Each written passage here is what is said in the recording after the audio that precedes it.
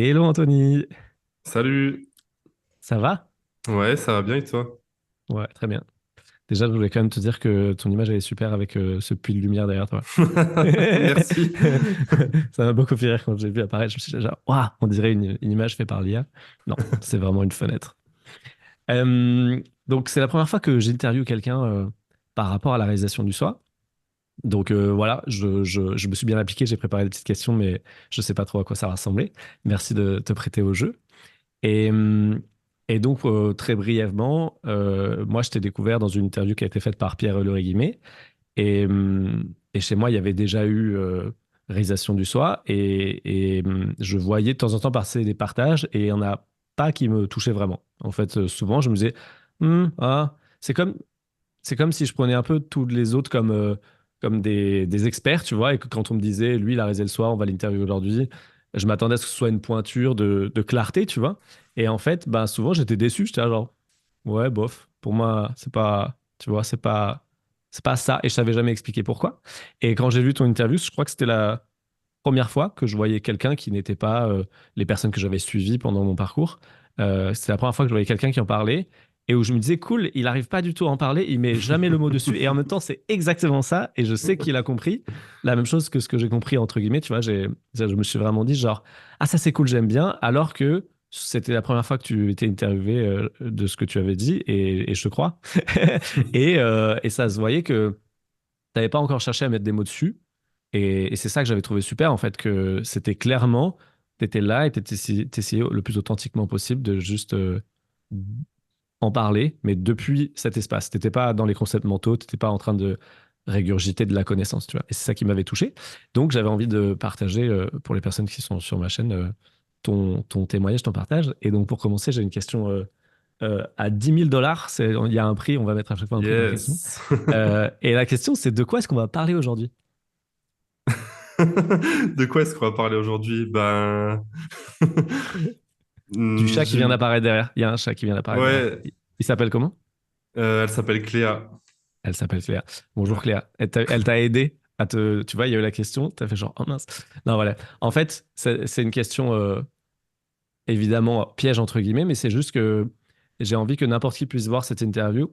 Et je sais qu'on va parler d'un sujet entre guillemets spécifique, mais au final, il n'est pas très clair ce sujet, on ne sait pas trop ce que c'est. Et donc, je voulais C'est juste vrai. très brièvement que tu me dises en fait, c'est quoi pour toi ce dont on va parler aujourd'hui, et après, on va approfondir bien sûr. Hmm. C'est vrai que c'est une bonne idée parce que des fois, il y a des gens qui vont tomber sur ce genre de vidéo et ils vont se dire, mais je comprends rien, mais de quoi ils parlent? Ouais, tout le long, de A à Z, Euh, il va te dire, il n'a rien compris ce Ouais. qu'il voulait dire. Puis en même temps, ça doit leur faire bizarre parce qu'ils voient qu'il y a énormément de vidéos, énormément d'échanges, des événements en réel et tout. Ils doivent se dire, mais je sais pas de quoi ils parlent, mais il se passe plein de trucs autour de ça, quoi. Ouais, les gens, ils ont l'air de kiffer, mais moi, je sais pas de quoi ils parlent. Ouais, ça doit être vraiment bizarre de le voir comme ça. Ouais, Mais du coup, de quoi est-ce qu'on va parler? Ben, de ce qu'on pourrait appeler communément l'éveil spirituel, pour utiliser un terme que peut-être beaucoup de gens ont entendu. Euh, En gros, des fois, je l'explique comme ça. Des gens, je dirais que par exemple, tout le monde connaît plus ou moins la méditation qui permet de s'apaiser, de prendre du recul sur ses pensées, etc.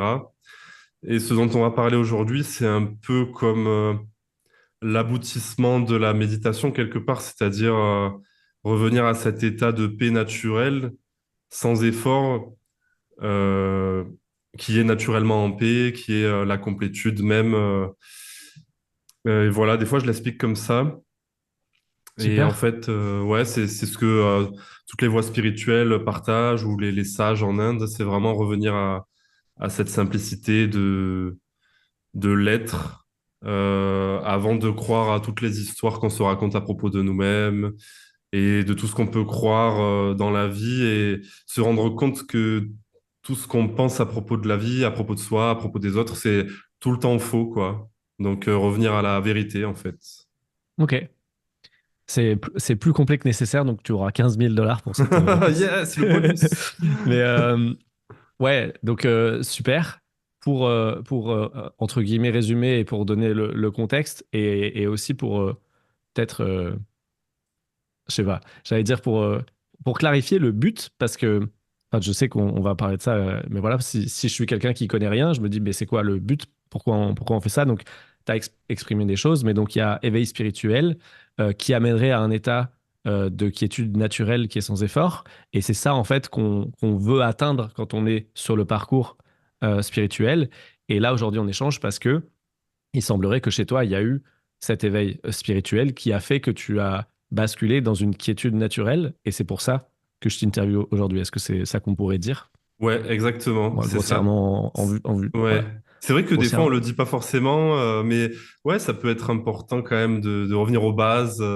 Ouais, bah en fait, c'est vrai Ouais. que, après, ça dépend de chacun, mais moi, je sens dans mon cœur que je suis plutôt appelé à être la première porte vers laquelle les gens rentrent dans ce monde-là, de découvrir c'est quoi l'éveil spirituel et tout ça. Hmm. Et il y en a d'autres qui sont plutôt faits pour que si tu arrives là, ça veut dire que tu as déjà fait un petit bout de chemin, que tu en as déjà entendu parler, et donc que tu es là pour approfondir. Mais moi, je sens que ce qui me plaît, en fait, c'est de dire à quelqu'un qui connaît rien du tout, hey, salut, il y a ce truc qui est trop cool, qui est un peu bizarre, mais viens, prends le temps d'en parler pour clarifier. Et tu vas voir qu'effectivement, c'est hyper cool et que tu as beaucoup à y gagner. Parce que aussi, j'ai l'impression que pas grand monde l'a fait pour moi. Tu vois, dans mon parcours, et j'aurais Hmm. trop aimé que quelqu'un dise, stop, en fait, il y a une solution. Ça s'appelle comme ça, il y a des gens qui en parlent, nanana, et c'est quoi, de quoi on parle, etc. Donc, c'est vrai que j'aime bien revenir à la base et toujours me dire, si c'était la première vidéo que quelqu'un voit sur ma chaîne ou même sur l'éveil spirituel, bah, qu'on le prenne par la main, quoi, qu'on dise Ouais, bienvenue, assieds-toi, voilà ce dont on parlera aujourd'hui. Donc ouais, ça voilà, résonne ce que maintenant tu qu'on dis. a, Ouais. Ouais. maintenant qu'on a planté le décor, ben, on va parler d'Anthony. Et pour comprendre, ben, c'est quoi le parcours qui a mené jusqu'à cet éveil spirituel. Donc Hmm. déjà, ben, tu peux te raconter peut-être un petit peu ton enfance, ta famille, le contexte dans lequel tu es né. Est-ce qu'il y avait de la religion? Est-ce que toi, tu avais un appel vers la spiritualité dans l'enfance ou est-ce que pas du tout? Ouais, Hmm. tu me disais un peu. Eh ben, dans l'enfance, non. Donc, j'étais pas dans une famille spécialement religieuse ou quoi que ce soit. Mais il y avait quand même un intérêt pour les choses, j'allais dire, pour l'invisible un peu. Enfin, en fait, je sais pas, je m'intéressais un peu aux esprits et tout. Je me disais que sûrement ça existait. Il y avait un peu cet intérêt pour le surnaturel, mais voilà, sans plus. Mais ouais, comme l'intuition qu'il y avait quelque chose de caché, hum, ouais, que la réalité, c'était pas forcément juste ce que je voyais, quoi. Je sentais comme une supercherie, quoi. Et ça, c'était vers quel âge déjà que ça a commencé Ben ça, je dirais peut-être quand j'étais en primaire et tout, ouais, je sais que j'avais des intuitions des fois. Hmm.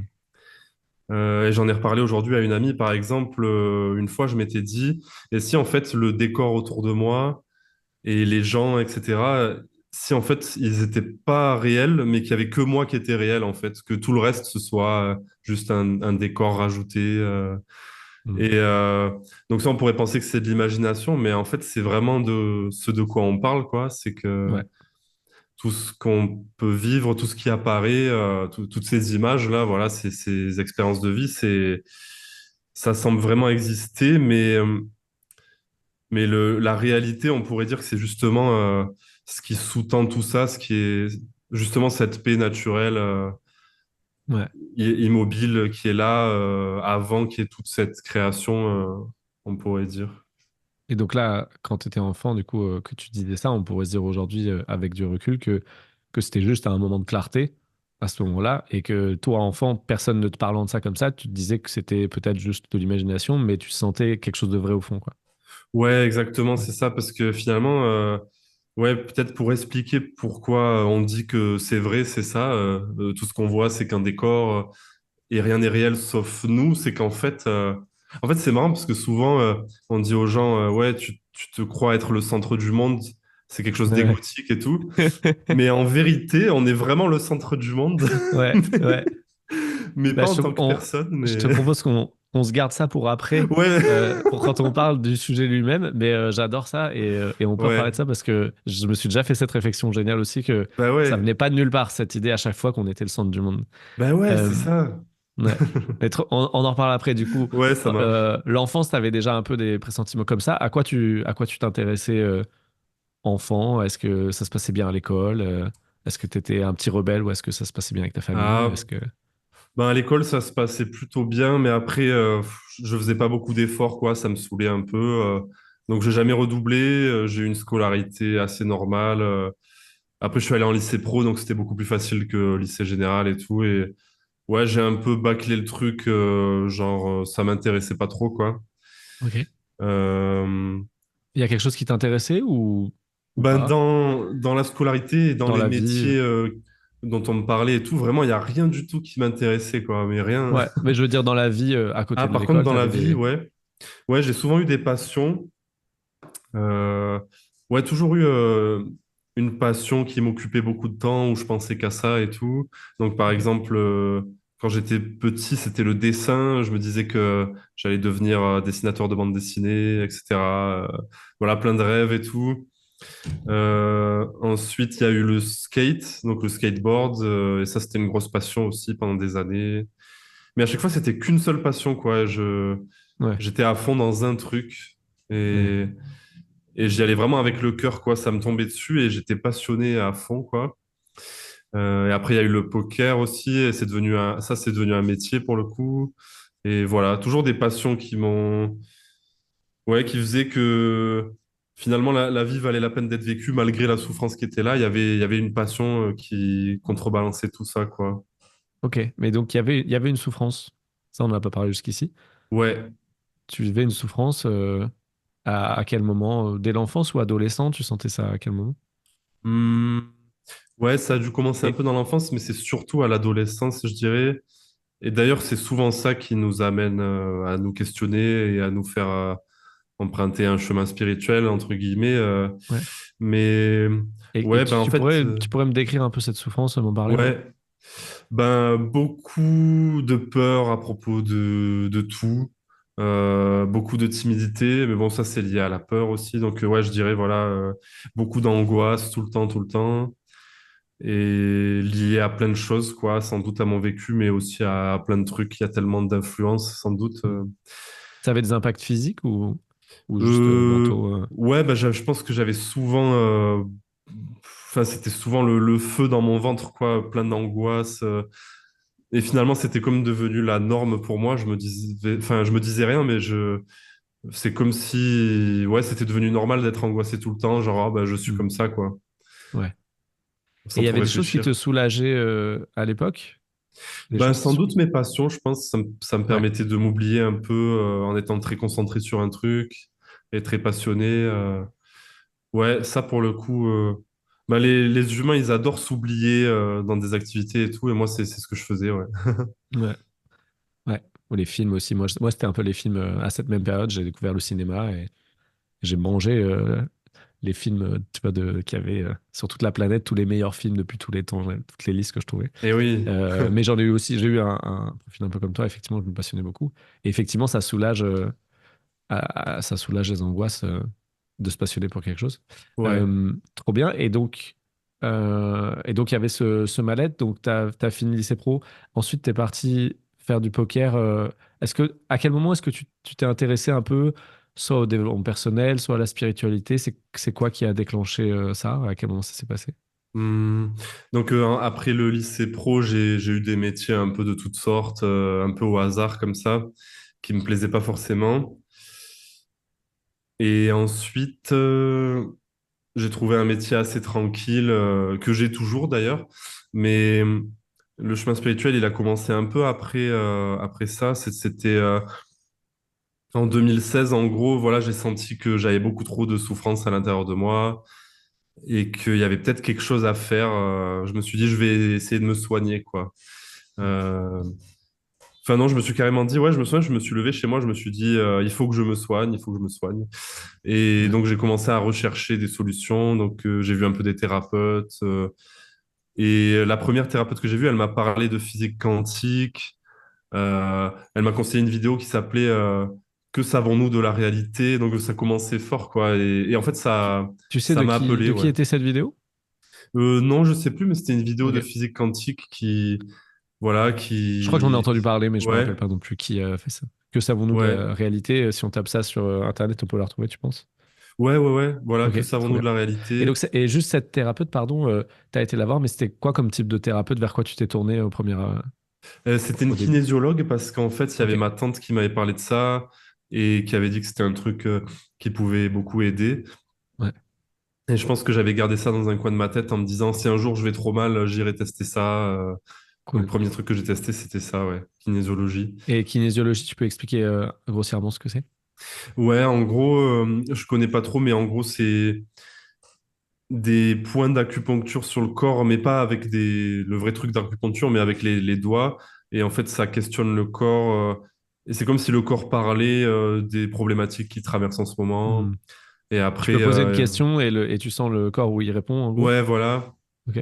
Et après, il y a des, des, des trucs qui sont faits pour soulager voilà, certaines problématiques. Donc, ça peut être. Ouais, il y a comme un réajustement qui est fait, quoi, dans cette. Ok. Ouais. Et t'as senti des bienfaits pendant cette séance? Ou après cette Ben, séance? ouais, ouais, ouais. Ok. Mais en fait, ce qui est marrant, c'est que quand je m'en souviens, je me dis que c'était vraiment pas grand-chose comparé À la suite? à ce qu'on peut réaliser. Mais c'était un aperçu. Enfin, c'était comme ah ouais, là, je me sens mieux. Ça fait longtemps que je me suis pas senti mieux. Enfin, du coup, c'est un peu nouveau de Ouais. pouvoir se sentir bien, quoi. C'était quand même une des premières fois où tu te sentais enfin un petit peu mieux. Ouais, voilà. C'est ça. Ok. Et, euh, et puis aussi, je crois que j'avais les croyances du genre, ah ben maintenant, ça m'a transformé et tout, alors qu'en fait, c'est un tout petit pas, mais ça fait Ouais, plaisir, ouais. quoi. Ouais, mais à l'époque, si ça fait des années que tu avais le feu au ventre, comme Ouais, tu dis, et que là, il y a même 5% de mieux, tu le sens, quoi. Les 5% de ouais, mieux, c'est tu les sens, ça. tu te dis, waouh, trop bien. Et donc, Ouais, elle t'a voilà. conseillé cette vidéo, et tu t'as regardé cette vidéo, et ça a commencé à poser des questions intérieures. Ouais, voilà. Commencer à lire des livres aussi, genre Les quatre accords Toltec, Le pouvoir du moment présent. Et ça, tu te rappelles, Et, qu'est-ce qui a fait que tu as commencé à faire ça? Genre, tu as vu cette vidéo, et du coup, tu as été dans une bibliothèque, et tu as regardé pour la première fois le rayon euh, bien-être. En fait, c'est elle aussi, cette thérapeute, qui m'avait conseillé Hmm. Les quatre accords Toltec, donc je l'ai Ok. lu. Et Le pouvoir du moment présent, c'est un cousin qui m'en avait parlé, parce que c'est un best-seller, donc vraiment, il y a quasiment tout le monde qui connaît ce livre. Ouais, ouais. Et il avait dit, ouais, j'ai une amie, ça a changé sa vie et tout. Et en fait, c'est comme si, avant de prendre rendez-vous avec une kinésiologue ou de lire ce livre, j'avais gardé ces idées dans ma tête en me Hmm. disant, le jour où ça ira mal, je testerai ces choses-là, quoi. Ok. Ouais, t'en avais entendu parler déjà. Ouais. Cool. Et Et Le donc, pouvoir tu as du lu moment ces livres. présent, Hmm. ouais, ça m'a pas mal inspiré, le pouvoir du moment présent. J'ai appris qu'on pouvait accepter ses émotions, alors qu'avant, j'avais jamais essayé, quoi. Enfin, Ouais. et donc là, c'était un peu une révélation. Je voyais qu'en essayant déjà d'accepter mes émotions, ça faisait un changement. Et je me disais, tiens, c'est fou ça. Enfin, c'est comme si j'avais pressenti jusqu'où ça pouvait aller. Enfin, non, ça, je le savais pas, mais j'avais pressenti qu'il y avait quelque chose à creuser par là, quoi, en tout cas, ouais. Hmm. Ok. Et ensuite, alors, c'était quoi un peu le parcours? Ben, après, du coup, le pouvoir du moment présent, j'essayais de le pratiquer au quotidien. Donc, de toujours ramener mon attention dans le présent. Et ça, je pense, depuis que j'ai lu ce livre, j'ai toujours plus ou moins essayé de le faire, mais c'est comme si j'avais pas compris que c'était vraiment l'essentiel Ouais. de vivre en étant pleinement présent et conscient, plutôt que de se mélanger complètement à ses pensées et d'être un peu perdu dans tout ça et confus. Mais du coup, après, ma recherche, elle a continué. Qu'est-ce que j'ai fait? Ouais, ben après, je regardais un peu du contenu sur la spiritualité, mais un peu New Age, des trucs du genre Les Enfants Indigo ou des histoires surnaturelles, des trucs un peu, voilà, un peu magiques. L'alchimie aussi, mais ça m'a vraiment inspiré Hmm. aussi. Patrick Patrick, Burenstenas, par Patrick exemple. Berenstenas, Ouais. ouais, Ouais, ouais, ça m'a beaucoup, beaucoup inspiré. Ou Christophe Alain, un clairvoyant qui racontait plein de trucs. Enfin, en gros, j'étais assez fasciné par toutes ces histoires, quoi. ouais. Et aussi, j'ai été dans la franc-maçonnerie. Hmm. Je sais pas trop pourquoi. Un jour, j'ai écrit un mail. Je me suis dit, je sais pas, il y a un truc qui me manque sur mon chemin spirituel. Peut-être qu'eux, ils savent. Ouais. Et du coup, cette Voilà. expérience, ça a donné quoi, la franc-maçonnerie? Ben, ça m'a pas mal inspiré, ouais, les rituels et tout. En fait, c'est comme si ça m'avait boosté sur le chemin et où c'est comme si ça m'avait guidé vers ce que je cherchais vraiment.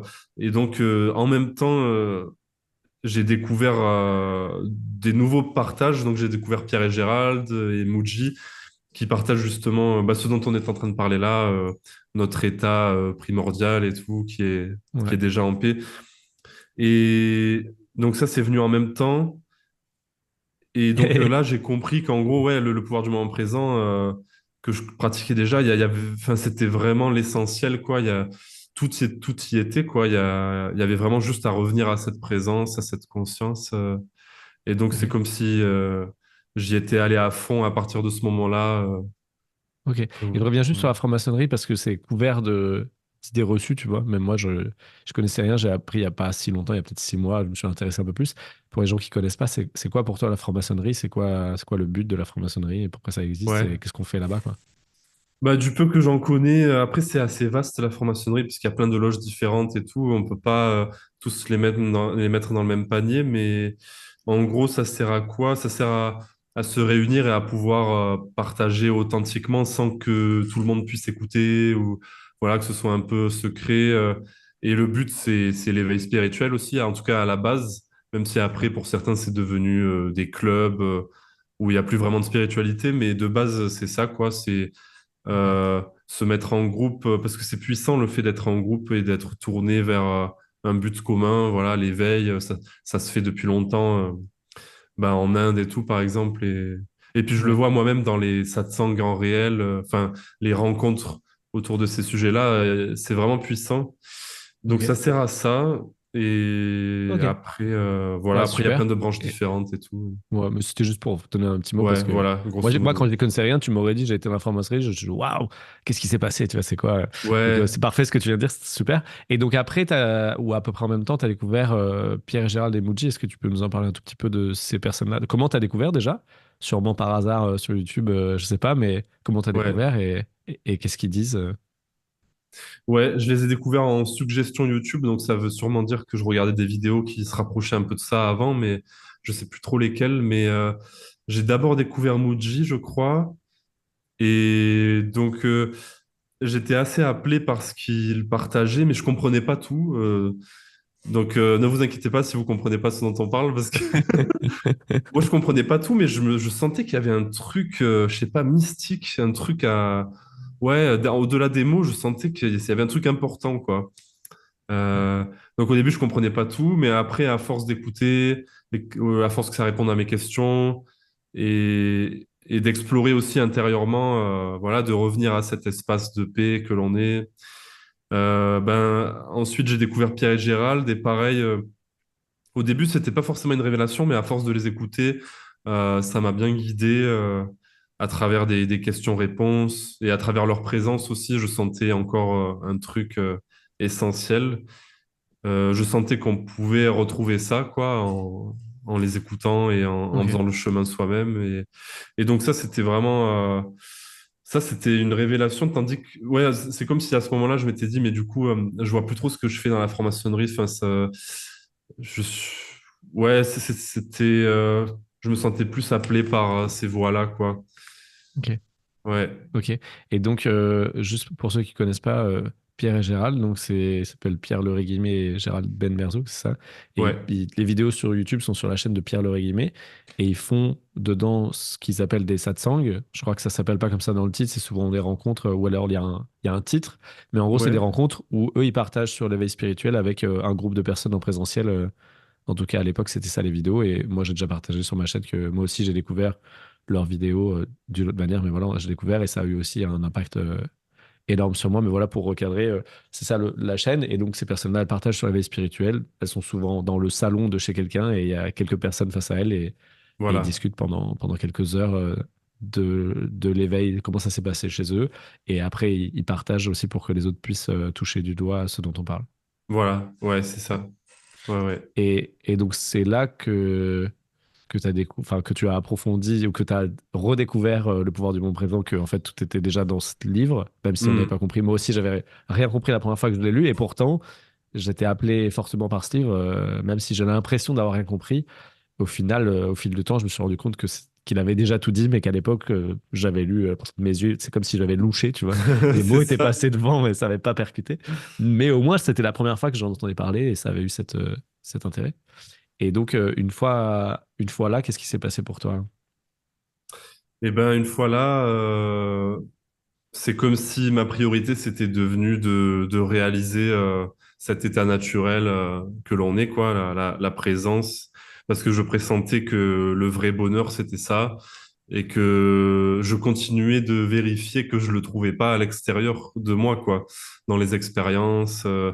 Donc, ouais, c'est devenu une priorité. Donc, je me suis consacré à ça quelque part. Après, je continuais ma vie à côté, je continuais à travailler et tout, mais j'écoutais des satsangs toute la journée, donc des vidéos, voilà, sur ces sujets-là, et je méditais le matin, le soir, et je voulais que ça, quoi. Enfin, ouais, c'est ça. Mm. À la place du skateboard, c'était réaliser Ouais, le soi, quoi. ouais, C'était- ouais, vraiment, il y avait que ça dans ma tête. Et du coup, tout ce que je pouvais vivre dans ma journée, forcément, c'était lié à ça. J'observais mes émotions, mes pensées, et je veillais à être le plus présent possible. Et je continue un peu de me questionner sur comment faire, quoi, pour en arriver là et tout. Donc, ouais, c'était un peu la dernière ligne droite de ce chemin de recherche. Ouais. Ok. Bah, tu peux continuer, du coup, qu'est-ce qui... Tu restais, t'essayais d'être présent, de pas suivre ton mental, de laisser les émotions être quand elles venaient. Hmm. Et ça, t'as l'impression que ça a mené quelque part, ou est-ce qu'il y a un moment donné où ça menait nulle part, mais c'était OK que ce soit Ah juste ouais. ça? Ça y est, Comment on ça s'est rentre dans passé? le, Ouais, on ouais, rentre dans le dur. on déroule le fil, ouais, ouais. Euh, ouais, C'est ben suite en à ça gros, que tu dirais qu'il y a eu éveil spirituel, ou il y a eu d'autres choses qui se sont passées oui, oui, entre? oui, c'est suite à ça, peut-être un an après avoir beaucoup écouté Pierre Gérald, Moji, avoir continué la franc-maçonnerie, avoir médité et tout. Pendant le confinement, je me disais, mais là, je vois pas trop ce que je peux découvrir de plus. Enfin, je sais pas, je suis la paix tout le temps. Il y avait, voilà, il y avait déjà plus vraiment de recherche, quoi. Mais du coup, je dirais que ouais, sur ce chemin-là, je sentais toujours plus de paix et je me sentais toujours plus présent à ce qui se passait. Voilà, des fois, j'avais des moments de grâce où, où je pouvais pleurer de joie pour rien, tu vois, des trucs comme ça. Et donc voilà, c'est comme si il y avait quelque chose qui s'ouvrait, quoi. C'est plus comme un dévoilement de cette présence que l'on est déjà. Donc c'est pas quelque chose de nouveau qui arrive, c'est plus qu'on revient à notre état premier, quoi, on pourrait dire.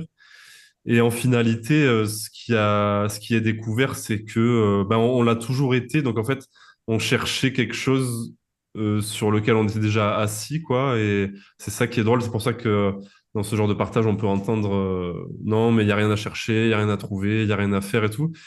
Et c'est un peu un paradoxe, mais voilà, le truc, c'est que être présence, être conscience, bah, tout le monde l'est déjà.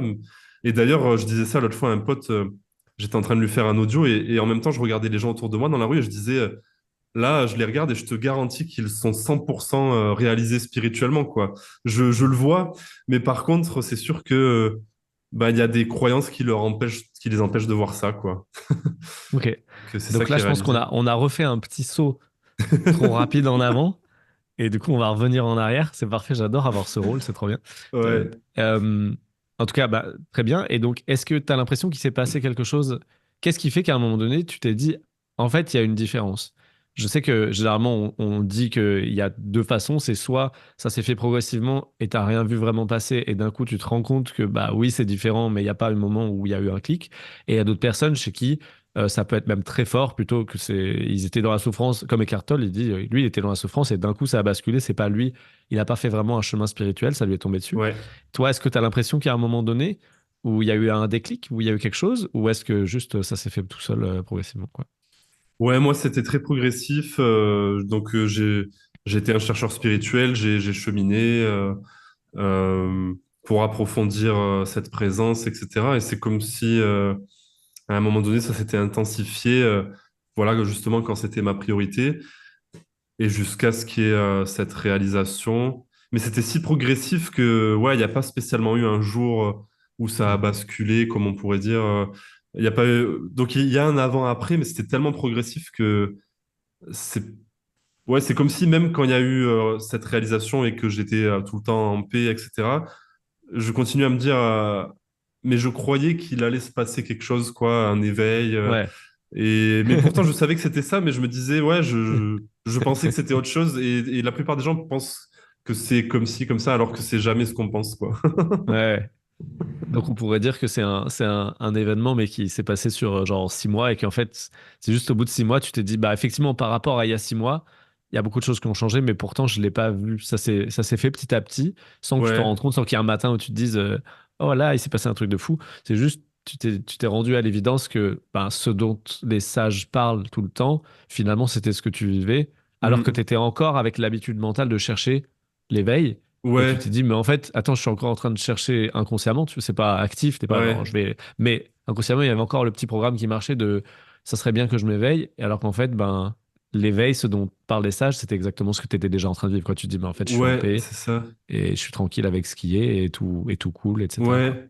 Mais du coup, Et de. j'ai bien pris le temps de m'installer là-dedans. Ouais, J'ai pas eu envie de partager tout de suite ou quoi. je comprends. Voilà, je pressentais que c'était ça, comme tu dis, ce que partagent les sages et tout. Mais voilà, j'ai bien pris le temps de continuer de voir un peu quelles émotions pouvaient émerger et de continuer de laisser s'accueillir tout ça. Parce qu'en fait, ouais, cette, cet espace que l'on est, notre véritable nature, ça accueille vraiment tout pour le coup, ouais, toutes les émotions. Et donc c'est comme une grande libération. Et donc voilà, je continuais d'approfondir ça. Bah, ça Ouais. aussi, on va en parler. Et donc, moi, j'aimerais que tu. Imaginons donc que l'éveil est un événement, tu vois, même si on vient de dire que ça ne l'était pas, que ça avait pris 6 mois, mais donc effectivement, jouons le jeu de avant, après, tu vois, si t'enlèves 6 mois dans ta vie et que tu dis d'un coup, ou plutôt 2 ans, tu vois, je sais pas, et que d'un coup tu dis, ben ça c'était ce que je vivais avant et ce que je vivais après, c'est quoi la différence en fait qu'est-ce que tu pourrais dire, c'est quoi la différence après l'éveil, Hmm. même si c'était pas un événement, même si c'était pas Ouais. un déclic en un jour, tu vois, pour clarifier pour les gens qui Ouais. connaissent rien, tu vas dire, c'est quoi la différence avant, après, bah c'est quoi en fait? Hmm. Bah, la différence majeure, c'est que habituellement, on croit à nos pensées à propos de nous, à propos des autres. Par exemple, on n'a jamais remis en question souvent le fait d'être vraiment cette personne. Donc souvent, on est identifié à notre visage, par exemple. Et ça, souvent, c'est pas remis en question. Voilà, on sait que c'est ce que l'on est, etc. Et, et du coup, pareil pour les jugements qu'on a envers les autres, on pense avoir raison. En fait, ouais, tout ce qu'on peut croire dans la vie, on pense que c'est vrai, même si on pourrait admettre que c'est faux, c'est nos croyances, donc c'est vrai, quoi. Ben, ce qui change après l'éveil, c'est que on voit les choses sans aucun jugement. En tout cas, même s'il y a du jugement, c'est pas cru, quoi. Il y a plus de, voilà, il y a plus de croyance d'avoir raison. Ou en fait, c'est vu à chaque instant que tout ce qu'on pourrait penser de ce qu'on voit, c'est pas vrai. Mais on peut quand même le penser, mais on ne peut plus y croire, quoi. On peut plus se perdre là-dedans. C'est ça la différence majeure. Et donc, c'est un regard vraiment clair sur les choses. On peut plus vraiment se voiler la face. Et c'est comme si notre inconscient était mis en lumière et que même quand on se voile la face, eh ben, on en est conscient. Enfin, on peut plus vraiment être perdu, quoi. C'est comme si il y avait ouais, une grande clarté, ouais. Ok. Et donc, et qu'est-ce que ça t'a apporté d'autre, on va dire? Est-ce que tu vois d'autres choses que ça t'a Ouais, parce que apporté? ouais, c'est vrai qu'au-delà de ça, souvent j'oublie d'en parler, mais là on pourrait se dire, bah, à la limite, tu vois, si c'était juste une clarté, une paix, mais c'est plus que ça quand même. Ouais, c'est difficile à expliquer, mais en fait, c'est aussi ce qu'on peut appeler l'amour inconditionnel. C'est pas du tout un amour humain affectif où on va se mettre à aimer tout le monde, mais c'est que ce que l'on est vraiment, cette complétude naturelle, elle embrasse tout, quoi. Tout. En fait, il est vécu que tout est cela. Donc, comme certains diraient, il est vécu que tout est moi. Quand je regarde quelqu'un d'autre dans la rue, je vois pas de différence entre lui et moi, ou même entre nous et les bâtiments. Enfin, c'est- tout est cette complétude au-delà de la forme, quoi. Ok. Tout est fait de ça. Et ça, c'est vraiment le bonheur ultime, quoi, parce que du coup, il n'y a plus rien à chercher, puisque tout est le bonheur, en fait. Enfin, c'est pas une conviction, c'est un vécu direct. Et on peut Ok. l'expliquer de plein de manières, mais là, c'est sorti comme ça. Trop bien. Et tu parles de bonheur. Moi, c'est vrai que sur ma chaîne, je tourne un peu les choses autour de ça. Est-ce que tu as l'impression de te sentir mieux? Est-ce qu'il y a une sensation de bien-être qui est associée ou pas? Ouais, c'est vrai que ça, on n'en parle pas forcément, mais oui, oui, pour dire les choses simplement, le bien-être qu'on peut chercher à travers plein de pratiques et le yoga ou n'importe quoi, c'est comme si réaliser ce que l'on était vraiment, c'est un bien-être éternel, quoi, infini. Enfin, ça paraît fou, mais c'est vraiment ça. C'est que, ben, comme disait Patrick Burenstenas, être, c'est toujours bien. Donc, le fait de revenir à être, donc notre être-té, la conscience que l'on est, ben, c'est le bien-être absolu, mais sans raison, justement, sans condition. Et c'est ce qu'on peut voir très concrètement chez les animaux ou chez les bébés, par exemple. Ils sont dans cette joie d'être sans raison. Ben, en fait, ça, ouais, c'est ce qu'on est naturellement. Et donc, si on imagine que tu es l'adolescent que tu étais et que tu as le feu dans le ventre, et que d'un coup, tu réalises le soi, ou tu as un éveil spirituel, comme on dit, tu vois, est-ce que tu penses que ça aurait résolu tes problèmes de feu dans le ventre ou pas? Ben, je pense que ça se serait dissous petit à petit.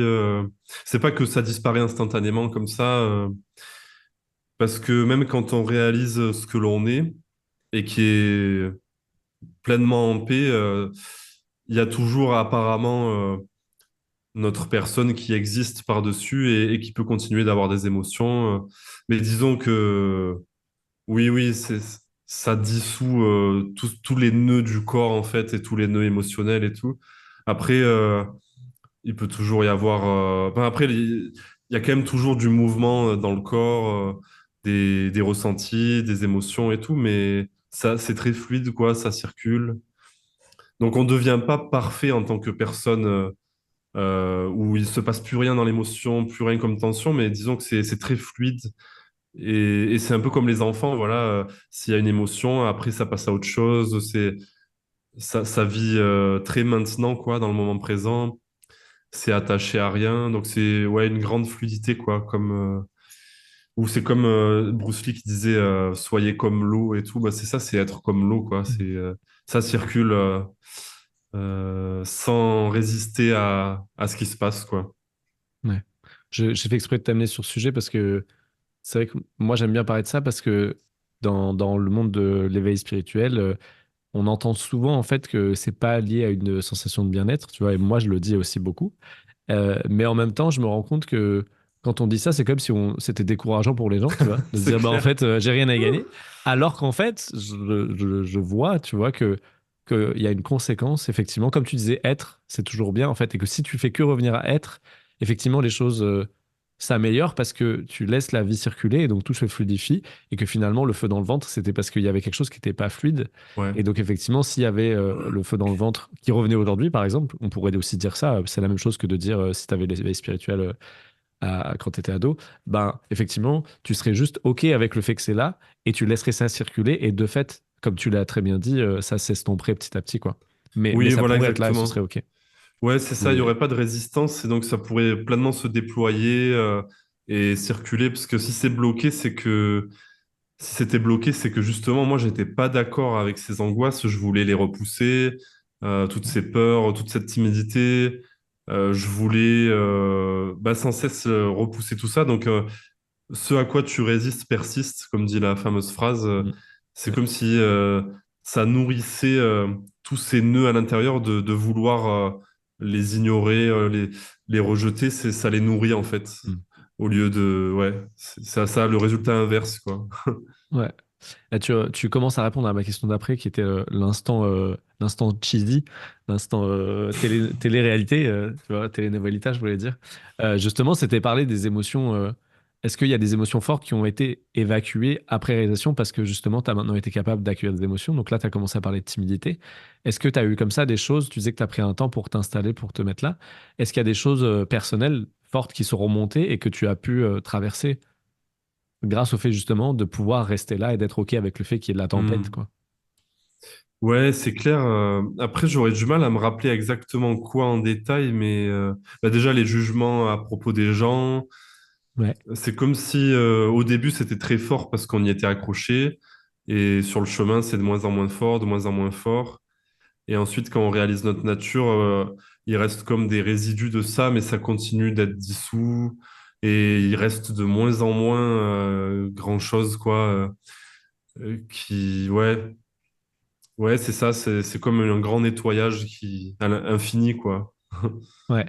Et donc les trucs qui sont nettoyés, par exemple la timidité, t'as vu la chose se dissiper petit à petit? Tu te rappelles être timide et puis petit à petit voir que tu étais de moins en moins timide sans faire spécialement d'efforts, mais tu voyais que ça Ouais. se dissipait?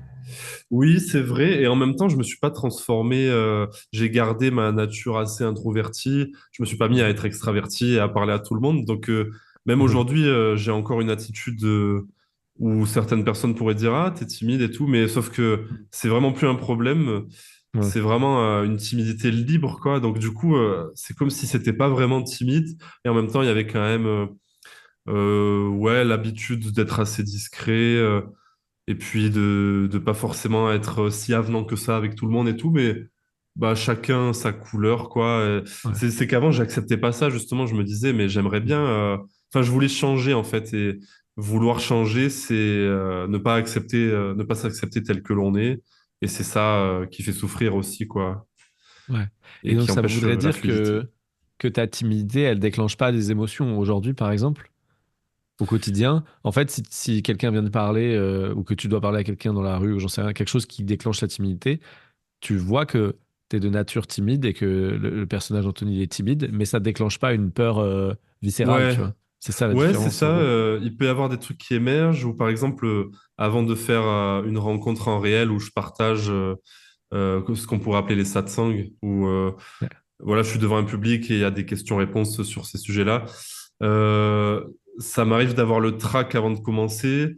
Ça m'arrive même d'avoir des émotions qui émergent au tout début, etc. ouais, Mais il y a tellement pas de résistance que ça circule et après, c'est comme si c'était rien passé, quoi. Et après, c'est pleinement confiant. Donc, ouais, même quand des tensions émergent, elles passent. Donc, il y a vraiment plus de soucis avec ça, quoi. Donc, cette timidité, ouais, c'est ça. C'est comme si elle s'était dissoute petit à petit. ok. Puis aussi, ouais, la timidité, c'est vraiment lié au fait de se prendre pour la personne que l'on a toujours cru être. Donc, comme je disais, le fait d'être identifié au visage. Et en ce moment, je me disais un truc par rapport à ça. Des fois, j'ai comme l'impression, dans certaines situations, d'être un peu comme un PNJ dans les jeux vidéo, tu sais, ceux qui agissent comme ils sont censés agir. Exemple, au travail, je vais aller quelque part, je vais dire bonjour, puis après je vais partir comme ça, mais je sais pas comment expliquer, mais Ouais.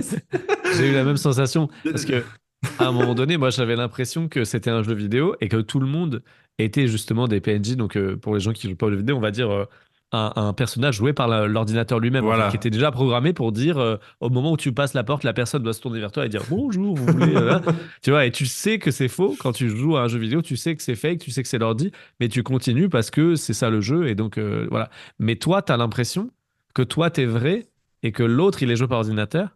Et là, ce que tu veux dire, c'est que là, tu as commencé à te dire, mais en fait, même Anthony, il est joué par l'ordinateur et moi-même, je suis pas le héros de l'histoire qui est le seul à ne pas être l'ordinateur. Tu vois, que tous les autres sont des personnages et que moi, j'en suis pas un. Là, tu as Mm. commencé à te dire, en fait, moi aussi, je suis juste un mec joué par l'ordinateur, quoi. Je joue mon rôle et je suis un Sims, quoi, finalement. Et il y a quelqu'un Ouais, d'autre qui est en train de me dire, là, tu dois dire bonjour, ça va, oui. oui, oui, oui. Mais c'est vrai, en plus, ça rejoint mon intuition de quand j'étais petit, là, que je disais que le décor, peut-être qu'il n'était pas réel et les gens non plus. Mais oui, c'est ça, c'est vraiment se laisser. Il y en a qui appellent ça se laisser agir Ouais, par voilà, ce courant de vie naturel. On a l'impression d'avoir des choix et on a l'impression de contrôler, alors qu'en fait, il y a tout qui se fait tout seul depuis toujours. Et voilà, je voulais témoigner de ce vécu que, ouais, dans ces situations-là où j'ai l'impression d'être un PNJ, bah finalement, c'est pas bien différent que là tout de suite. ouais. Il y a tout qui se fait tout seul, quoi. Il y a pas de Ouais. décision. Et même s'il y avait des décisions, elles se feraient toutes seules aussi. Mais en fait, c'est déjà comme ça pour tout le monde. Mais on est souvent très accroché à l'impression d'un choix. On croit et on croit que c'est vrai, quoi. On croit vraiment avoir le choix, vraiment avoir le contrôle. Et d'ailleurs, c'est pas à rejeter, mais c'est juste que vraiment, même l'impression d'avoir un choix, ça se fait tout seul aussi. Enfin, tout est spontané, quoi. C'est Hmm. un peu difficile à expliquer, mais Non, non, bah, après. Oui, ouais. j'allais dire, je comprends, mais j'allais justement essayer de clarifier si jamais c'était pas clair. On pourrait dire que, encore une fois, le avant-après, si on te reprend en ado ou aujourd'hui, on pourrait dire que ado, tu avais l'impression que tout était entre tes mains, que tu avais tous les choix, toute la responsabilité sur les épaules et que du coup, il fallait que tu te concentres pour bien faire, pour faire des choix intelligents, etc. Alors qu'aujourd'hui, tu as l'impression que c'est pas toi qui fais, c'est pas toi qui choisis, que tout se fait tout seul et qu'au final, c'était déjà le cas à l'époque, mais c'est juste que tu étais identifié à Anthony très fortement et que du coup, tu avais cette sorte de responsabilité. Mais là, ne te sentant pas être Anthony en essence, tu laisses justement circuler. Et là, bah, si jamais je te pose une question, tu te dis, bah, il faut que je fasse le bon choix, de la bonne réponse, machin. Ouais, Mais je juste, sais en même fait, ça sort pas. tout Ouais. seul. Voilà, tu sais pas ce qui va sortir et tu le laisses sortir, quoi. Ouais, c'est assez drôle. Ouais, c'est ça. Je savais pas du tout ce qu'on allait dire dans cette vidéo. Là, je sais pas ce que je vais dire quand j'aurai fini cette phrase et que tu vas me poser une autre question, Mhm. mais je Ouais. découvre avec vous. Et moi, par contre, je contrôle tout le monde. Non, c'est pas vrai. Et du coup, bah, la suite, c'est est-ce que tu pourrais me dire quelle est la pratique qui t'a donné l'impression d'avoir eu le plus d'impact dans cette recherche? Bah, il y a deux pratiques principales que je trouve qui ont eu un gros impact. Et pour moi, c'est le satsang. En fait, je sais pas s'il y a des gens On qui... peut définir satsang déjà parce Ouais, qu'on a dit deux, trois fois ce mot, mais on n'a pas défini. ouais. C'est quoi un Eh satsang? ben, un satsang, en fait, ça veut dire se réunir autour de la vérité. Donc, la vérité, c'est quoi? C'est voilà, cet état naturel que l'on est, qui est pleinement en paix, qui est l'amour naturel, l'essentiel, quoi. Ça, c'est la vérité avant qu'il y ait toute cette création, voilà, le Big Bang et tout. Il y a cette complétude sans forme et tout est ça, tout vient de cette source, on pourrait dire. Et donc, le satsang, c'est se réunir autour de ça. Donc, c'est des questions-réponses autour de ce sujet-là, quoi, en gros. Ok. Et c'est censé se faire par quelqu'un qui a réalisé ça, justement, qui a réalisé sa vraie nature et qui parle depuis cet absolu qu'il est pour inspirer les autres à le découvrir en eux-mêmes. Et voilà, c'est ce que Ok. font Pierre et Gérald, Muji, c'est ce que j'ai suivi, et c'est ce que je fais moi-même maintenant dans mes rencontres en réel. Et je sais même plus Ok. pourquoi on parlait de ça, Je t'ai le demandé satsang. la meilleure pratique, enfin la pratique qui Ah a eu le oui, plus voilà. d'impact. Oui, c'est Et ça, donc, tu c'est as eu qu'en fait, ça, le satsang. souvent dans les satsangs, certains disent oui, bah, tu peux avoir des pratiques, voilà, tu peux chanter des mantras, tu peux danser, tu peux méditer. Mais moi, ce que je me dis, c'est qu'en fait, le satsang, c'est une pratique vraiment, c'est assez méditatif. Euh, le fait d'être en groupe, de discuter de ça, on a des questions, on a des réponses. Après, on a de moins en moins de questions parce qu'on on vit de plus en plus cette complétude innée, quoi. Donc pour moi, c'est une vraie pratique. Donc ça a été une de mes meilleures pratiques, entre guillemets, les plus Ok. libératrices. Et la C'est hyper intéressant parce deuxième... que pardon, je me Non, permets, vas-y. je n'avais jamais entendu ça. Hmm. Parce que c'est rarement considéré comme une pratique, effectivement. Alors que pour moi aussi, ça a été, je pense, ce qui a eu le plus d'impact. Enfin, il y avait aussi ce que je faisais en pratiquant, ce que je pratiquais après avoir entendu satsang, où justement, il disait, bah, par exemple, de rester ou d'aller en introspection de c'est quoi la vérité, justement. Mais c'est vrai que le satsang en soi, chez moi aussi, a été une pratique qui a eu un impact énorme et je m'en étais pas forcément rendu compte avant que tu le dises là, tu vois, que effectivement, Hmm. c'est aussi une pratique d'aller en satsang, d'être avec quelqu'un qui a reçu l'éveil spirituel et qui partage là-dessus et qui pointe du doigt ce que c'est et comment est-ce que nous aussi on peut y accéder, quoi. Ouais, ouais, ouais, Trop bien, carrément. merci. Merci. Et Ouais. donc, tu allais dire autre chose. Et ouais, bah ouais, c'est ça, c'est un peu comme une méditation, les yeux ouverts, quoi. Tu es face à quelqu'un qui a réalisé sa nature, qui partage, c'est inspirant. En même temps, enfin, en fait, ouais, ce genre de partage, c'est pas censé être un débat ou c'est pas censé devenir des nouvelles croyances mentales, mais au contraire, ça nous invite à explorer cette vérité en soi-même. Mais vu que le satsang permet ça, ouais, c'est vraiment comme une pratique. Et la deuxième, bah, c'était vraiment la méditation. Donc le matin, je méditais 1 heure et le soir aussi. Et moi, ça consistait à fermer les yeux et, et quelle que soit la pensée qui pouvait arriver, je m'en détournais, quoi. C'est pas que je la fuyais parce qu'en même temps, j'acceptais les ressentis qui étaient là dans le corps. S'il y avait des émotions, je les laissais vraiment s'accueillir et se déployer. Mais les pensées conceptuelles, ben, je les observais, mais sans y toucher, quoi. Je m'en détournais. Et je crois que quand on commence à pratiquer ça, on se rend compte vite qu'il y a des pensées fausses qui arrivent, voilà. Mais c'est comme si, à force, on voyait que il y a des pensées qu'on n'avait pas forcément vues, parce que comme si on pouvait pas tout remettre en question d'un coup, quoi. Mais par exemple, même la pensée de se sentir être quelqu'un qui médite, ça aussi, c'est une pensée. Enfin, c'est vraiment se détourner de toute pensée, même les meilleures, quoi. Et donc, au bout d'un moment, ben, on reste complètement vide et ça dévoile cette vérité non conceptuelle que l'on est, quoi. Ouais. Quand tu dis t'en détourner, on pourrait dire que t'essaies de pas les suivre, quoi. Parce qu'on a l'habitude mentale enfin, l'habitude de suivre justement les pensées, que si une pensée dit, tiens, il faudrait qu'on envoie un message à, tu vois, à Virginie, et ben là, en méditation, pendant 1 heure, tu dis, quoi qu'il arrive, Ouais. laisse passer, et si jamais c'est important, je m'en occuperai après la méditation, Oui, quoi. exactement. Oui, c'est Ok. ça, parce que du coup, on pourrait se dire, ah, mais alors, il s'agit de faire ça tout le temps, mais en fait, non, c'est important de dire que ça se faisait en méditation pour justement revenir à cet état naturel qui n'est accroché à aucune pensée. Mais ensuite, il n'y a aucun problème avec le fait de focaliser sur les pensées et de les suivre, parce qu'on est bien obligé des fois, voilà, pour travailler ou pour faire plein de choses. Ouais. Mais en fait, quand on suit les pensées depuis cet espace vide et conscient, et ben du coup on n'y est plus assujetti, quoi. On n'y croit plus, donc on est libre, quoi. C'est vraiment ça le but de la méditation, ouais. Et du coup, je fais le lien parce que tout à l'heure, tu as parlé de la méditation déjà et t'as dit quelque chose comme le fait que l'éveil spirituel, ça a amené un état méditatif sans effort. Tu as l'impression que c'est ça, quand tu méditais, tu revenais à cet état de présence et de calme, mais que quand tu arrêtais de méditer, tu recroyais à toute cette histoire et tu refocalisais peut-être trop fortement sur le personnage, sur les choses à faire, sur les émotions, les trucs que tu ressentais.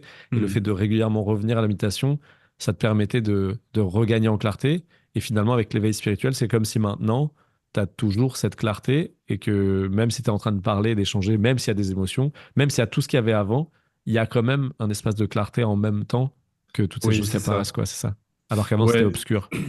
ouais, exactement, c'est ça. C'est comme Ok. si depuis ce qu'on appelle la réalisation du soi, donc Qui est la même chose que l'éveil, je crois qu'on l'a pas ouais, dit c'est encore, mais ça, c'est la la même même chose chose, que hein. l'éveil, que cette vérité que l'on est, elle est révélée. C'est comme si j'étais en méditation permanente depuis 4 ans, quoi. Mais du coup, ça peut nous faire croire qu'il y aurait un effort pour faire ça, alors qu'en fait, Ouais, non, c'est vraiment juste revenir à son état naturel. Ça médite tout seul quelque part. ouais, Et donc, ça veut dire qu'à chaque instant, il y a toujours conscience de tout ce qui se passe. Enfin, sans interpréter, mais juste, ouais. il y a une vigilance qui est là, où on peut plus croire à des histoires qu'on se raconte, quoi, ou quoi que ce soit. Et, et ouais, et encore une fois, je sais plus pourquoi je disais ça, mais Tu répondais à mes questions, t'inquiète pas. ouais, L'avantage, c'est que là, c'est moi qui je te pose des questions et je t'emmène sur des oui, sujets que je trouve intéressants et je te fais aussi clarifier des trucs où je me dis, si j'y connaissais rien, ça serait pas forcément clair. ouais, Donc là, on a fait le lien entre la méditation et l'éveil. Euh, hmm, et là, on parlait des pratiques où il y a eu le plus d'impact. Et maintenant, je voudrais juste que tu me parles peut-être un petit peu de l'après-éveil. Une fois qu'il y a eu éveil, tu m'as dit que tu as pris un certain temps pour que ce soit stable et que tu sois, entre guillemets, confortable là-dedans. Qu'est-ce qui s'est passé? Qu'est-ce que ça a changé aussi? Est-ce que ça a changé des choses? ouais.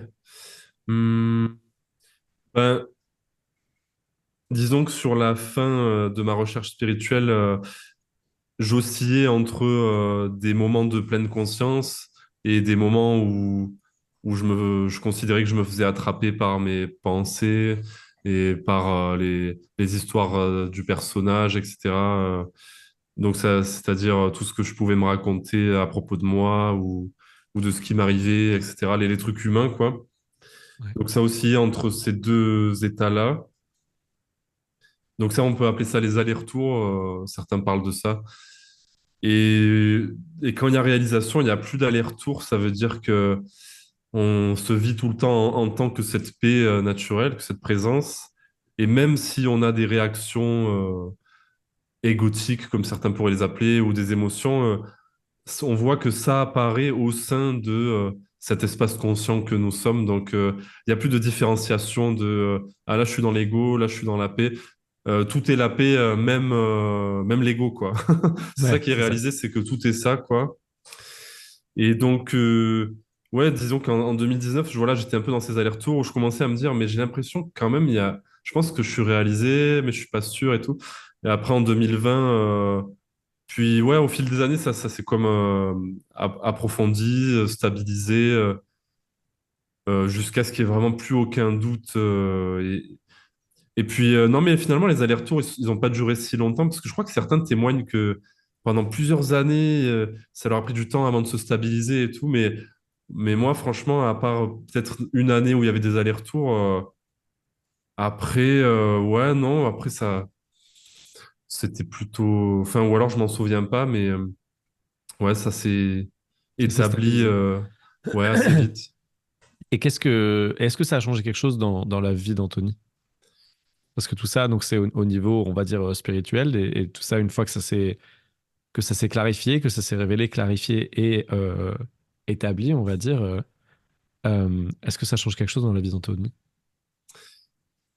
Ben, ce que ça change, c'est qu'il n'y a plus de souffrance, il n'y a plus de recherche ou d'attente d'un futur meilleur, par exemple. Parce que ça, c'est vraiment le truc classique où Mhm.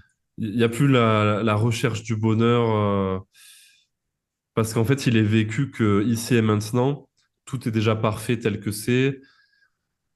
Mais ouais, du coup, là, je me mets à la place de quelqu'un qui écouterait ça, peut-être pour la première fois ou quoi. On pourrait se dire que c'est quelque chose dont on doit se convaincre ou quoi, mais non, c'est pas ça du tout, parce que pour moi, la pensée positive, j'ai déjà essayé, mais ça marchait pas trop. Enfin, c'est vraiment un vécu, quoi. Ouais. C'est qu'en fait, réaliser notre vraie nature, c'est vivre comme si tout vibrait la joie d'être tout le temps. Quand on dit que c'est la complétude, c'est vraiment ça. Et donc, ce que ça change dans la vie, c'est que on est heureux tout le temps pour rien et la vie continue. Et si on mourait demain ou quoi, ben ça changerait pas grand-chose parce que ce que l'on est vraiment, ce qui est vécu, c'est ce que l'on est vraiment, c'est ce qui est là avant d'apparaître sous forme d'humain, quoi. C'est ouais, ce qu'on peut appeler la conscience absolue, la présence. Et ça, on peut pas le perdre. Voilà, on peut tout perdre, mais pas ça, quoi. Trop bien. Tu disais que tu avais joué au poker à un moment donné, que tu avais été pro en poker, c'est ça? Hmm. Et maintenant, est-ce que tu l'as encore? Non, là, ça fait presque 2 ans que j'ai pas joué parce que Ok. j'avais plus envie. Mais après, je suis pas à l'abri de reprendre un jour, mais pour l'instant, plus envie. Je me consacre Ok. plutôt au partage autour de l'éveil. Et t'as un job, tu me disais que tu as un job aussi, tu un job Ouais, normal, on va dire, c'est ça? ouais, c'est ça, un Ok. taf de fonctionnaire où je conduis, donc je suis pas mal dehors et tout, et puis ouais, ça me convient bien, ouais. C'est juste pour contextualiser parce que les gens peuvent se dire, une fois qu'on a vécu cet éveil, tu vois, peut-être que dans la vie, on se transforme soit en gros, soit on reste dans notre chambre, la lumière éteinte toute Ouais, la journée, j'en sais rien, non, tu vois. Donc c'est juste pour dire que tu as encore un job de fonctionnaire. Donc si on te croise dans la rue, on va pas se dire, ah, ce mec, il est hyper différent, dis donc, il doit avoir non. fait quelque chose de spécial, tu vois. Ouais, C'est je pour, pense pour aussi enlever pour peut-être cette idée démystifier que, l'éveil. voilà, exactement, pour démystifier l'éveil, qui est le thème central en ce moment qui fait Ouais. fureur. Mais ouais, pour dire effectivement que, ben, voilà, peut-être que ça change pas grand-chose, peut-être que c'est pas quelque chose d'extraordinaire, peut-être que c'est pas Hmm. quelque chose dont on peut se vanter, tu vois, et qu'on peut dire, regarde, moi j'ai des super pouvoirs. Est-ce que ça t'a donné des Non, super pouvoirs? Je crois qu'on a déjà répondu non, mais tu vois, c'est bien de le dire. ouais. Non, il y a Ça, une voilà. grande humilité qui est là aussi, mais c'est pas une humilité, genre une qualité humaine qu'on se force à avoir parce que c'est bien Hmm. moralement Oui, et tout. parce que c'est C'est une humilité poli dans la naturelle, culture. quoi. Ouais, non, Ouais. c'est ça. C'est pas de la politesse, c'est juste que naturellement, ce que l'on est, c'est humble. C'est pas pour être quelqu'un de bien, mais J'ai vu, il y a ouais, des pays, il y a des pays où ça fait partie des valeurs. Dans le pays, tu vois, le respect, la politesse, des trucs comme ça, et l'humilité aussi en fait partie. Et du coup, les gens font tous semblant d'être humbles un peu parce que c'est bien ouais, vu dans ce pays, quoi.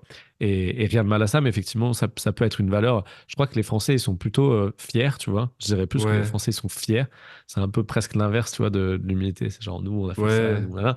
Mais bref, ça pour dire que tu sens qu'il y a une humilité naturelle, en fait, Oui, c'est ça. depuis cet espace de présence. Ouais. Puis ce qui est marrant, Et c'est que quelqu'un pourrait se montrer très fier, mais dégager une grande humilité, et quelqu'un pourrait se montrer très humble et dégager c'est ça. une très forte arrogance de Ouais, ouais. mimer l'humilité, quoi. Enfin, c'est très drôle, Ouais. hein. C'est Mais pas en même dans temps, c'est vrai que l'acte, c'est c'est. vraiment dans l'énergie qu'il y a derrière, quoi. Ouais. Ouais. Et en même temps, tu as bien dit que l'inverse d'humilité, c'est l'arrogance, c'est pas la fierté. Tu peux tout à fait être fier. Mais aussi, ce qui est marrant avec ce qu'on a dit, c'est que tu pourrais aussi, toi, avoir l'air arrogant et que ce serait OK, tu vois. Parce Ouais, que, encore une fois, ça ce qu'on a dit, existe, c'est hein. que ce que t'es, c'est au-delà de ce qui est vécu à travers Ouais, Anthony et que peut-être il pourrait y avoir de l'arrogance qui émerge et c'est pas grave. Et ça serait vécu ouais. depuis un espace d'humilité qui dirait Oui, oui, justement, bah exactement. regarde, moi aussi, je peux avoir de l'arrogance. Oui, c'est ça, mais des fois, je m'amuse à C'est ça, OK. enfin, avec des Ouais. amis ou quoi, je fais comme si je me la pétais et tout, mais vraiment d'une manière abusée, et en fait, ça me fait rire de jouer à ça, de Ouais. faire comme si c'était possible de vraiment ouais, être arrogant à ce point et tout. Ouais, c'est comme si ça prenait plaisir à Ouais. tout goûter, même ça, quoi. Ouais, parce que c'est drôle. C'est Ouais, drôle de c'est faire ça, ouais. semblant d'être arrogant. C'est drôle de Ouais, faire c'est semblant d'être marrant. tout, en fait. C'est pas drôle quand on se croit être ça. Ouais, On fait juste semblant, c'est marrant, quoi. ouais, ouais, c'est clair. Et donc, tu partages, t'as une chaîne YouTube qui s'appelle comment? Ouais, ça s'appelle Anthony Béraud, comme Ouais, c'est ton mon nom. nom. Et donc, tu partages dessus, tu peux m'en parler un petit peu, qu'est-ce que tu partages sur cette chaîne Ouais. en termes de format, tout ça? Bah, à la base, je faisais des vidéos, donc assez courtes, en général, entre 2 et 10 minutes. Voilà, j'avais commencé comme ça. Et ensuite, j'ai fait des lives où justement je fais des satsangs, donc ce dont on a parlé. Ouais. Donc c'est 1 heure par semaine, je lance un live et je réponds aux questions du chat. Et donc, ouais, moi je considère ça comme une vraie pratique, assez Mhm. méditative, où Ouais. on est ensemble, même en ligne, on sent quand même qu'on est ensemble. Et puis c'est inspirant, voilà, de partager autour du sujet de la réalisation du soi, de l'éveil. Et ça, pour le coup, c'est vraiment ce que je continue. Ouais, en ce moment, j'ai plus envie d'interaction, voilà, de répondre aux questions des gens, de partager, plutôt que de faire des vidéos seul, comme je faisais avant. Ça, je le fais beaucoup moins. Ouais. Mais donc voilà, je fais un live par semaine, ça c'est sûr. Mhm. Et quelques vidéos, des fois, bah, comme on est en train de faire là, ça m'arrive Ouais. aussi de faire des vidéos avec d'autres personnes. Euh, voilà. Et du coup, j'ai une question à 20 000 balles cette fois, 20 000 dollars. C'est pourquoi est-ce Yeah. que tu partages? Parce que tu Ouais. as parlé tout à l'heure un peu du fait que tu n'as pas commencé à partager directement. Et moi, ma question, c'est pourquoi est-ce que tu partages? Ouais, très bonne question. Euh, Ouais, non, mais très bonne question parce que c'est marrant comme ça se vit. C'est, j'aurais pas pensé à l'avance que ça se vivrait comme ça. Enfin, c'est très, c'est- ouais. Donc, en gros, ben, ça partage parce qu'il y a une vraie joie de partager, mais c'est pas une joie personnelle. C'est plus, ouais, c'est que souvent, quand on réalise la vérité que l'on est, il y a un élan de partager ça. Mais encore une fois, c'est pas pour être quelqu'un de bien ou pour faire plaisir, c'est que c'est naturel que ça se partage, en fait. Ça se fait. Donc, c'est surtout ça qui me guide, entre guillemets. Ouais, Et des fois, je vois à quel point c'est uniquement ça, dans le sens où si je focalise sur mon personnage et sur ce que lui, il aurait voulu ou quoi, je vois que ça le concerne. C'est comme si ça le concernait pas, tout ça, et comme si ça existait pas. Enfin, c'est très bizarre comme ça se fait, mais ça se fait malgré moi, quoi. C'est vraiment. Et pourtant, ouais. Pourtant, tout ça, ça pourrait être récupéré par l'ego, genre oui, je suis quelqu'un qui enseigne, les gens, ils m'admirent et tout, mais je vois que non, ça part pas de là, quoi. ouais, Et ouais, c'est très drôle. ouais. Ouais, c'est une question un peu difficile. Et moi, j'ai mis. Enfin, ça a été une question à un moment, tu vois, genre, mais pourquoi partager? Parce que là, on peut parler de ça. Moi, une des raisons pour laquelle je n'ai pas partagé pendant un bon moment, c'est parce que en réalisant qu'on est ça, on réalise aussi que tout le monde est ça. Comme tu disais tout à Oui. l'heure, les gens, ils le sont aussi. Et ça, si on découvre l'éveil spirituel dans cette vidéo, on n'en a pas encore parlé, mais quand tu réalises que tu es cette présence au-delà du personnage, au-delà des objets, tu réalises que tout le monde l'est aussi. Et donc, finalement, les autres aussi, ils ont plus de problème. Parce qu'avant, on pourrait se dire, je partage bah, pour aider les autres parce que c'est difficile pour eux, etc. Ouais, Tu mais vois, la c'est pas ça. compassion. Et en fait, voilà, c'est pour ça que je te demande, c'est que chez moi, c'était clair et je sais que c'est souvent un truc qui revient, que ça peut plus être ça. Parce que tu peux plus avoir ce truc de, oh là là, les pauvres, tu vois, il n'y a plus de victimes et les gens sont plus, tu vois, sont plus des, voilà, il y a plus personne à aider parce que tu vois que tout le monde est déjà à la complétude et juste ils sont traversés par des expériences qui peuvent sembler désagréables auxquelles le personnage peut résister, mais toi, il y a plus ce truc de, il y a moi et il y a eux. On est tous un et ils sont déjà à la complétude elle-même, donc tu peux pas les aider, tu peux pas leur apporter quelque chose et c'est ça qui est bizarre et qui est paradoxal, c'est qu'au final tu te retrouves à faire des vidéos YouTube qui, en apparence, aident d'autres personnes qui sont sur le chemin, alors qu'au fond, tu crois pas qu'il y ait d'autres personnes sur le chemin, quoi. Ouais, non, mais c'est ça, exactement. Ouais, et c'est que même si ça s'arrêtait, si d'un coup j'avais plus de chaîne, mais ça serait pas grave. De toute façon, la vie, elle sait ce qu'elle fait.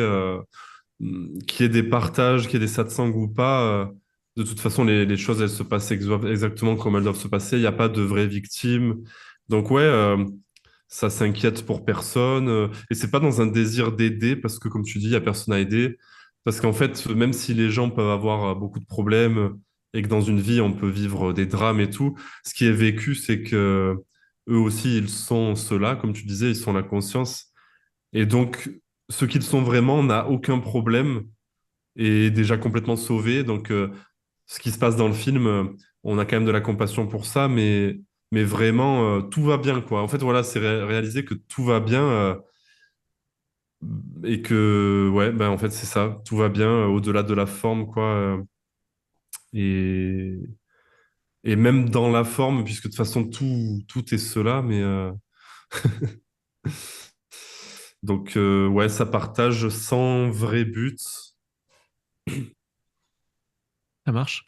Et pour terminer, du coup, on a passé toute cette interview de je sais pas combien de temps parce que j'ai pas de timer. Ouais, je sais pas. 4h50. Et ben, je voulais terminer par, justement, donc tu as une chaîne, tu partages, et même si on en a parlé que de ça pendant tout le long, je voulais peut-être que tu me dises c'est quoi ton approche en fait, parce qu'il y a plein de personnes qui partagent sur l'éveil spirituel, et je dirais qu'il y a toujours une couleur différente, tu vois, il y a toujours une façon un peu différente de partager, et les gens n'ont pas forcément conscience de leur couleur, tu vois, ça sort tout seul, mais pour les personnes qui te découvrent aujourd'hui, je voulais bien que tu nous partages un tout petit peu ton approche, même si tu en as déjà dit beaucoup, voilà, que Hmm.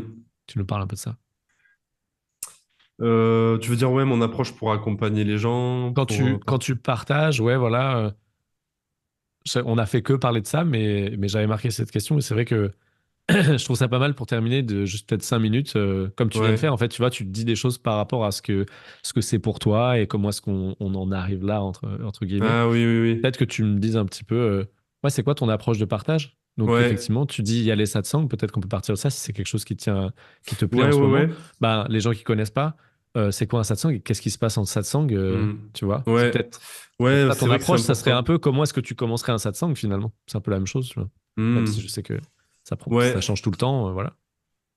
ouais, ben en gros, pour faire simple, disons que ce que je partage en satsang, certains vont se sentir appelés, certains vont sentir que ça résonne pour eux, ils vont écouter ça, tout comme moi-même j'ai écouté Pierre et Gérald et Muji, et qu'il y a eu ce chemin jusqu'à cette réalisation, ben, c'est exactement pareil. Il y a des gens qui vont avoir envie d'écouter ça, qui vont sentir une certaine paix en écoutant mes partages. Et après, voilà, il y a le chemin qui se fait comme ça, en se laissant inspirer par toutes ces discussions, par ces explorations intérieures. Et donc, voilà, mon approche, c'est juste partager dans des satsangs voilà, que je peux faire en ligne ou en réel. Et les gens qui viennent, ils se sentent inspirés et ça, c'est comme si ça s'ouvrait en eux. Euh, Et donc là, si on était en voilà. satsang, si là on était en satsang, qu'est-ce qui se passerait? Qu'est-ce que tu dirais? Là, on pourrait faire ça. On pourrait faire genre 5 minutes de satsang avec toi. Ça Ouais. ressemblerait à quoi? Tu vois, si là tout de suite tu te mets en état de OK, je suis en train de faire un satsang. Ouais. Euh, Bah en fait, là, je suis déjà en état de satsang parce que hum, hum, on parle de ça et tout. ouais. Mais ouais, peut-être ce que j'ai oublié de dire, c'est quoi l'intérêt aussi d'aller en satsang et tout, au-delà de se laisser inspirer. Et que ça réponde à nos questions et tout, c'est que, en fait, ce calme qu'on peut sentir en écoutant quelqu'un ou en étant en groupe, en se réunissant autour de la vérité, c'est justement ça que l'on est et que l'on cherche, voilà, cette complétude. Et donc, le satsang, ça permet vraiment de se laisser mariner là-dedans et de retrouver ça, quoi. L'énergie de groupe, plus la personne qui partage depuis cette vérité, ça. Ouais, c'est comme si ça devenait palpable, cette paix-là. Et donc là, si on était en satsang, ben, je dirais des choses de ce style aussi. Et exactement depuis là où je parle aussi. Enfin voilà, là, je parle, je suis pleinement présent et conscient. Et puis voilà, c'est ça. En satsang, c'est pareil, quoi. Tu commences Donc, un satsang en disant un peu ce que c'est l'éveil ou en rappelant que ce que les gens cherchent au fond, c'est ce qu'ils sont ou quelque chose ouais. comme ça. Tu développes un petit peu et ensuite les gens posent des questions, quoi, tout simplement. Ouais, voilà, en gros, souvent je mets un thème, donc je parle un peu du thème au début, juste histoire d'avoir quelque chose qui peut être inspirant pour commencer. Après, on fait une petite méditation de 5-10 minutes. Bon, ça, c'est quand je fais mes rencontres en réel, histoire de ramener son attention dans le moment présent. Et puis ensuite, voilà, des questions-réponses ou si des gens ont des choses à partager, on échange sur tout ça, quoi. Ouais. Trop bien, trop cool. Bah, merci beaucoup. Merci à On a toi. fait le tour de ce que moi je voulais aborder. Donc, pour rappel, Anthony Béraud, voilà, tu as une chaîne, les gens peuvent aller voir. Merci de t'être prêté à ce jeu-là. Et c'était fun pour moi de faire ça, c'était la première fois. Et c'était drôle, le rôle m'a bien plu en fait, parce que d'habitude, bah, voilà, je fais la même chose que toi et je fais pas mal des vidéos pour l'instant seul. Et effectivement, moi aussi, je sens que ça va pas durer hyper longtemps de faire des vidéos seul parce que j'adore les interactions. Mais, euh, mais en fait, c'était hyper agréable d'être celui qui pose des questions parce que du coup, je jouais le rôle du mec qui découvre un peu et je me faisais un peu le gardien de cette personne, tu vois, pour que on drifte pas d'un coup, hop, pour les gens qui ont déjà écouté Ouais. 2000 heures de satsang, tu vois. Et ça m'a permis ouais, de voir ça différemment et de le vivre aussi différemment depuis cette place de mec qui pose des questions plutôt que quelqu'un qui répond. Donc, bah, merci beaucoup. Merci à toi. Ouais, merci à toi. Super. Avec plaisir et à bientôt. À bientôt. Salut. Salut.